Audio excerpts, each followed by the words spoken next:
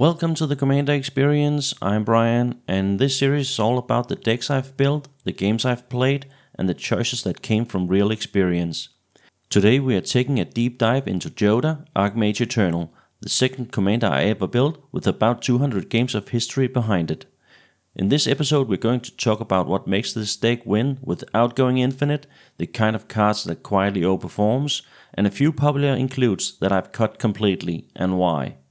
Jodah isn't about cheap tricks or fast wins. This deck is about resolving haymakers and turning value into inevitability. It wins by applying pressure, sticking threats, and burying opponents under momentum. I play in bracket 4, where games are tuned, powerful, and fast-paced. The margin for error is smaller, the average deck is tighter, and you can't rely on gimmicks. Your cards have to pull its own weight. Let's take a look at the choices behind the experience.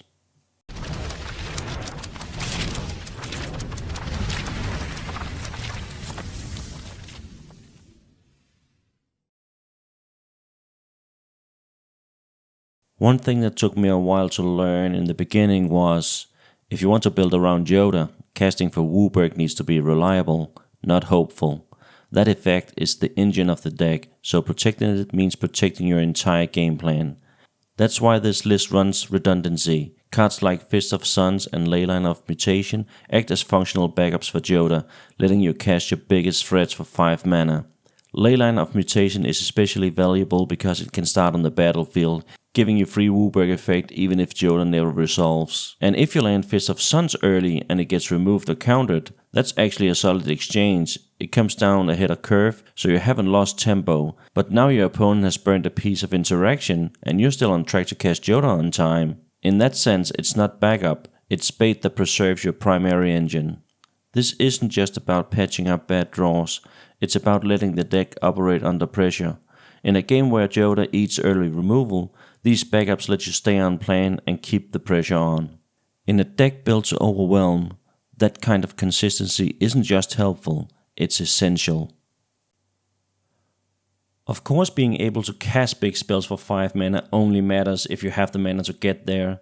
And in this deck, ramp isn't just about speed, it's about control. Let's talk about how this list builds towards those explosive turns. This deck doesn't ramp to race, it ramps to explode. We build slowly, accumulate value over time, and that convert into massive game-winning turns. Lotho Corrupt Sheriff, Monologue Tax, Black Market, Smuggler Share. These aren't just incremental engines, they stockpile resources until you're ready to go off. Smothering Tithe is still best in class, of course, no surprise there, but the real engine is how all these pieces combine to push your ceiling higher every turn cycle. When Jodah's online, Bloom Tender can, in some cases, tap for full WUBRG. 1 card, 5 mana, full velocity. It's the kind of interaction that makes the deck feel overwhelming. Stockpiling ramp gives you a fallback if the WUBRG plan is offline. You can still hardcast your biggest spell and stay in the game without skipping a beat. And with so much ramp coming from treasures, it also gives you color flexibility. It's what lets you chain 2 WUBRG spells in the same turn, even if your mana base wouldn't normally support it. That's what turns ramp into reach. One card I don't run, even though it looks like a natural partner for Bloom Tender, is Fabro Elder. At 3 mana it competes directly with cards like Monologue Tax, Black Market and Smuggler Share, and in this list I prefer those engines over adding another mana dork. It is also a matter of risk tolerance. I'd rather not lean too heavily on creature-based ramp. If both Bloom Tender and Fabro Elder get swept, it can be tough to recover in a deck that demands a lot of mana. I'd rather spread that load across different types of engines instead. Once the ramp is online, this deck shifts gears, turning all that stored up mana into game-winning plays. These are the cards that overwhelm the board, bury your opponents in value, and make someone reach for the scoop. Let's first talk about Up the Beanstalk.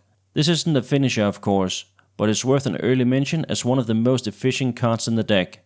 Up the Beanstalk isn't a finisher, of course, but it's worth an early mention as one of the most efficient cards in the deck, and also since it's overlooked in many Jodah decks. It fits perfect into our curve and quietly adds value over the game. Played early, it helps you hit lane drops and keeps your hand moving. Played late, it cantrips immediately and continue drawing cards with almost no setup. This card doesn't need to explode to be in the deck, it just needs to exist. It is a low-cost card with a low risk, and it pays off steadily in any stage of the game. It's not flashy, not game-ending, just quietly excellent. But quiet efficiency only gets us so far. When it's time to shift from value to impact, this deck leans into its heavy hitters. The cards that don't just keep us ahead, but slams the door shut. Chromatic Ori isn't a centerpiece, but it's a great value piece that fits this deck's curve perfectly. It mana fixes and letting you cast anything under Jodah regardless of your color situation. It also pays for itself the moment it resolves, tapping to cast your next big spell without costing you any momentum. Even better, it sets up for the kind of turns where you chain multiple haymakers. If nothing changes, you can easily cast 2 WUBRG threats back to back, one right after it resolves and another on your next turn. And with cards like Minamo, School at Water's Edge in the deck, there's even more upside.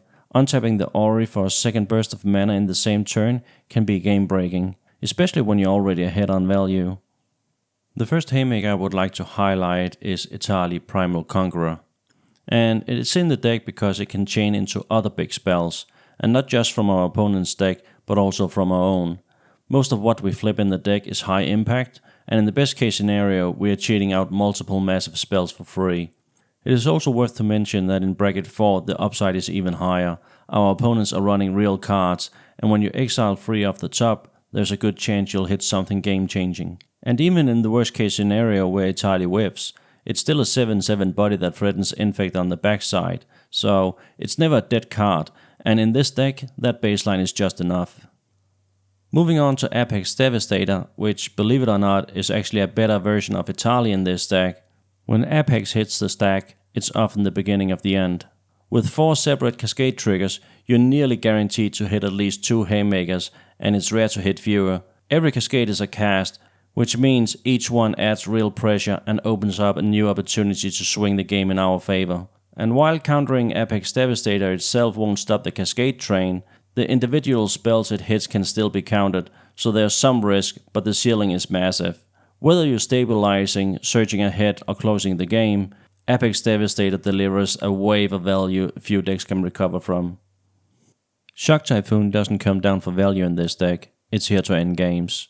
Once we're set up and casting big non-creature spells every turn, the token it generates are huge, evasive beaters that close things out quickly. It also plays beautifully in combination with our extra turn spells. When we move into that extra turn, the shocks we created the turn before are ready to swing, giving them pseudo haze and turning a strong position into a lethal one. I think it's one of the most underrated finishes in the list, showing up in only 81 Jodah decks on EDH Rec last I checked, but here it pulls serious weight. It doesn't need support and it doesn't need a board, it just turns our game plan into damage. Rise of the Eldrazi might be the second strongest card in the entire deck, and ironically, it's one of the few you can't tutor for with Emergent Ultimatum thanks to its colorless mana cost. But when you cast it, the upside is enormous. It can't be countered, it destroys the most threatening permanent on the board, it draws you 4 cards, and it gives you an extra turn. That combination brings massive momentum and usually shifts the game in your favor. Casting it is not without risk though. Redirection effects like deflecting swat still exist in the game, but the ceiling is incredibly high, and when you're casting it for 5 mana with Jodah, it's one of the best payoffs in the deck. Surprisingly, it's only played in about 14% of Jodah decks on EDH Rec at the time of this recording, which, in my opinion, is a serious oversight. The value, reliability, and game-ending potential are just too strong to ignore. Emergent Ultimatum is not only my favorite card, it's also the strongest card in this entire deck, and most of the time, it's the reason for the game ending. When I cast it, I'm usually choosing from a short list of cards, them being Omniscience, Time Stretch, and Expropriate. If one of those cards are in hand, milled, or otherwise unavailable, I usually pivot to some other high-impact spells, depending on what the situation calls for. The priority is clear though. If I can get Omniscience and 2 extra turn spells, my opponents are stuck choosing how they lose, not if they lose. Do they give me 3 extra turns? Or do they hand me Omniscience and Expropriate and hope that's somehow survivable? The reality is, if Omniscience hits the board in this deck, it's usually game over. Without needing combos or top deck manipulation, the sheer volume of powerful spells you're able to cast for free just overwhelms the table. and if Jin-Gitachi is somehow part of that pile with an extra turn spell, that only amplifies things. Drawing those 7 cards before moving into the extra turn just fuels your hand and keeps the pressure on. The value just snowballs really fast from here, and your opponents are rarely able to recover. Emergent Ultimatum isn't just a tutor, it's the win condition disguised as a choice. Of course, building around haymakers and power plays, meaning making some tough choices. Not every popular card makes the cut, and in this bracket, what doesn't go into the list is just as important as what does. Let's talk about cuts, and more importantly, why they were cut. Some cards show up in a lot of Jodah lists, but for the way this deck is built and the bracket I play in, they just don't fit the plan. Sunbird's Invocation is a good example. On paper, it looks like it does something similar to Shock Typhoon, both are 6-mana enchantments that reward you for casting spells, but in practice, they play very different roles. Sunbirds is a value engine, a slow, snowballing effect that hopes to overwhelm with incremental triggers. But Shock Typhoon is a closer. It creates game-ending threats immediately once the engine is online. One builds potential, the other builds pressure, and in bracket 4, pressure is what wins games. Jegantha the Wellspring is a common WUBRG engine in Jodah decks, but I found it too slow to be meaningful. It's a 5 mana for a delayed return, and in practice, it never had the kind of impact I wanted for that investment. It's not bad, but it's not competitive at this speed. Maelstrom Wanderer is a powerful and fun card, but it overlaps too much with what this deck already does better. The cascade value is tempting, but the slot was better served by more flexible and impactful spells. It was a fine card, just not the best. Every inclusion and every cut is part of shaping a deck that actually performs, and when the dust settles, it all comes down to execution. Let's talk about what ties it all together, and what it really takes to land a win with Jodah.